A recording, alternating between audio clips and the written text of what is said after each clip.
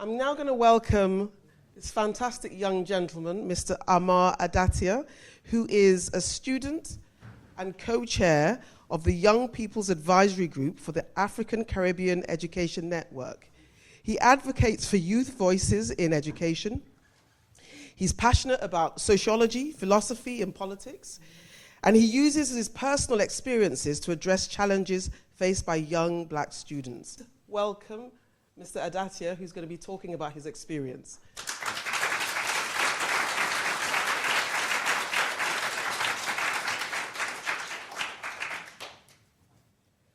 I was told that I had rabies because I was black, 7 years old. There was the constant use of the M-word around me in a predominantly white school, 8 years old. I was picked on because of my race and was eventually attacked by another boy. I received a harsher punishment than him for defending myself, 10 years old. The headmaster of my school said the M-word in a lesson teaching about slavery. She also held a makeshift auction where she sold off the only black student to the other white students, 12 years old. Every year, we celebrated Black History Month by watching the same 4-slide presentation on the first black footballer. One year, we managed to talk to the first black Queen's Guard, but instead of asking relevant questions, like how was your experience been as the first black Queen's Guard, we asked, what's the Queen's favourite food? Within the first term at my new school, a boy came up to me and my friends and told us to give him sweets or he would whip us. He said we were slaves who should be picking cotton and should call him master, 14 years old. A teacher told my friend he was a type of student who would end up in the gutter doing crack cocaine because he left his English book at home, 15 years old. At 16, the use of the M-word around me by white students is still prevalent. Every day, I face covert and overt racism, being called a monkey, a slave, a dirty immigrant, a watermelon muncher, or a KFC merchant, amongst other things. The above experiences are just a small number of what I have experienced and now normalize. And whilst these, of course, are problematic and difficult to deal with, what I find most difficult are teachers perpetuating these issues and their lack of proper support when something happens between students or other teachers. I think this is due to poor racial literacy among teachers and no mandatory requirements for them to explore bias that I know exists for me and other black students around the country in areas such as unequal exclusions, grade predictions, and student expectations. Recently, I found out about a study from Yale University that found that teachers are more likely to direct their attention to white students when looking for positive actions and black students when looking for negative behaviours. In the study, 135 educators looked at videos of children aged 4 and 5 in a classroom. Each video had a black boy and girl and a white boy and girl.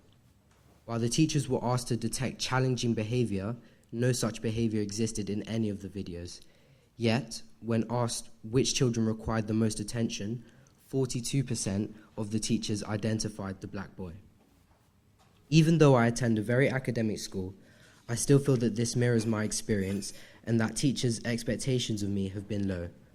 I also feel that there have been many assumptions about who I am and who I am not based on their biases, and this has massively impacted how I engage with them. My school environment more widely and at times my academics. In fact, I have not spoken to a black student who feels different, so I can only conclude, alongside the data that exists, that black children in education do not have inclusive and equitable experiences in relation to their peers. I think that racism in my school is the way it is for many reasons, such as a lack of understanding or sometimes even ignorance, but I think that one of the biggest reasons is the lack of diversity within teaching staff. In my school, probably close to 99% of black staff are in catering, caretaking, or support. In my opinion, this creates a hierarchy within the school, which students subconsciously or consciously pick up on, placing black people at the bottom. This results in worsened attitudes towards black people, showing how structural issues can end up affecting interpersonal relationships. And I think that this pattern could be seen throughout society, such as in football, how there are a lot of black players but relatively few black managers, or it can be seen in the NHS, how there are a lot of black cleaners and nurses, but significantly less black doctors and surgeons, or even how there are no black FTSE 100 CEOs, CFOs, or CPOs. In my opinion, on top of there being greater diversity within the staff of my school, what will improve my experience as a student would be for my school to provide greater education on topics related to race.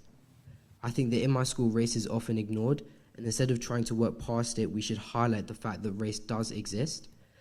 Within education, the data supports that these unequal experiences and outcomes, and I think that school leaders as well as the government need to be honest about how this shows up on institutional levels and then structural levels. Until this happens, I don't think that much will really decrease the effects of internalized racism across the wider community.